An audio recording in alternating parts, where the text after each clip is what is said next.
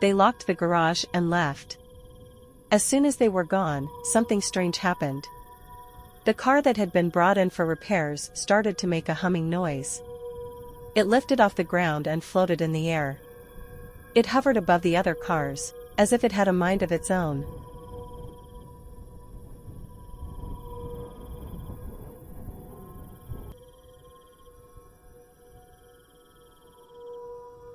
The car remained in the air for a few minutes.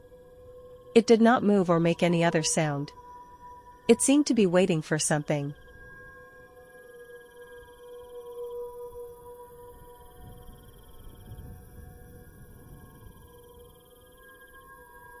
Meanwhile, the workers were enjoying their tea at a nearby stall.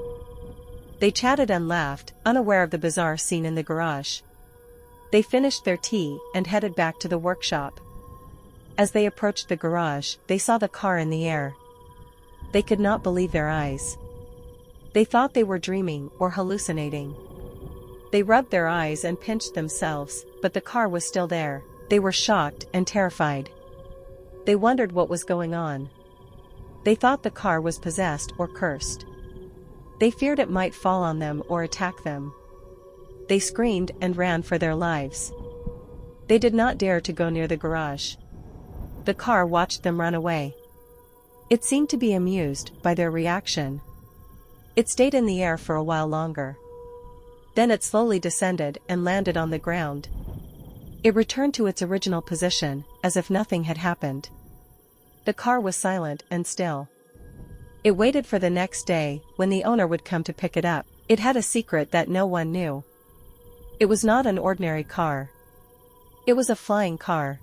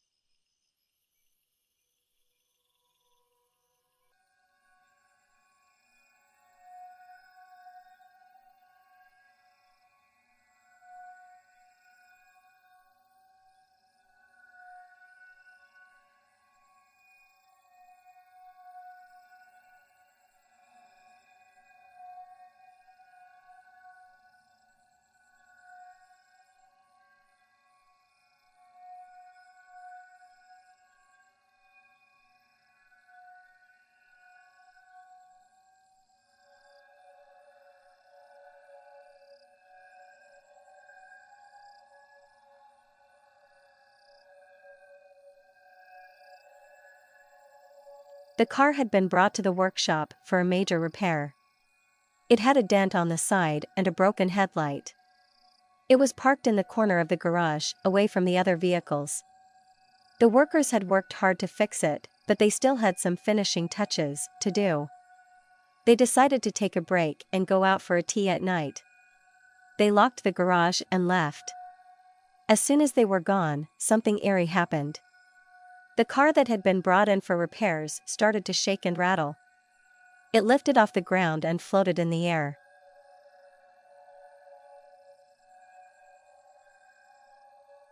It hovered above the other cars, as if it was looking for something. The car remained in the air for a few minutes. It did not make any noise, except for the occasional honk. It seemed to be restless and agitated.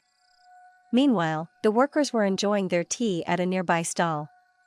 They chatted and laughed, unaware of the spooky scene in the garage. They finished their tea and headed back to the workshop. As they approached the garage, they saw the car in the air. They could not believe their eyes. They thought they were seeing things or having a nightmare.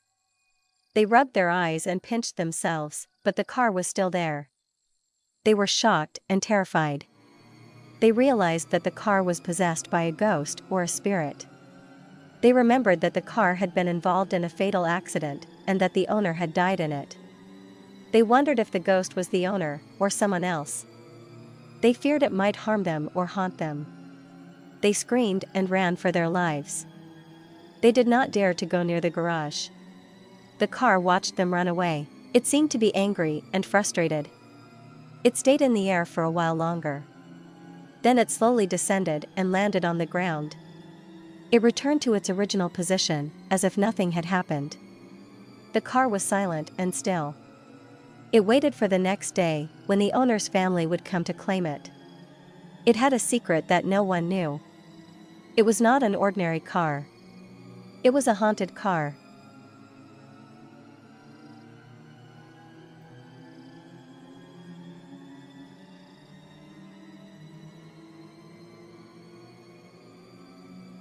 As they walked past the CCTV camera, they heard a loud thud from behind them. They stopped and looked back, but saw nothing out of the ordinary. They shrugged and continued walking. As they waited, they heard another noise from behind them. As the workers walk toward the commotion, they see the back table move by itself. The workers get scared and try to run away.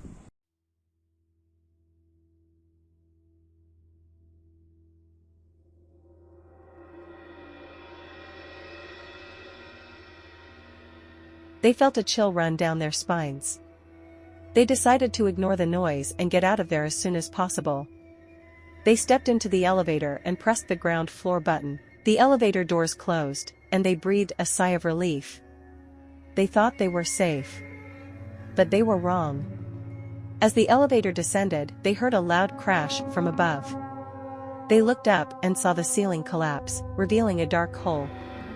They screamed as they saw a large, shadowy figure emerge from the hole and grab the elevator cable. The figure had glowing red eyes, sharp teeth, and long claws. It looked like a demon. The figure pulled the cable with a tremendous force, causing the elevator to jerk and shake. Raj and Ollie held on to the railing, terrified. They felt the elevator drop rapidly, as if it was in free fall. They heard the figure roar, and saw sparks fly from the cable. They knew they were doomed. They closed their eyes and prayed, hoping for a miracle. But it never came. The elevator hit the ground with a loud bang, crushing them to death. The figure let go of the cable and crawled back into the hole. It disappeared into the darkness, leaving behind a trail of blood and destruction. The CCTV camera on the third floor recorded everything, but no one ever saw the footage. The building was declared unsafe and abandoned, and the workers' families never found out what happened to them.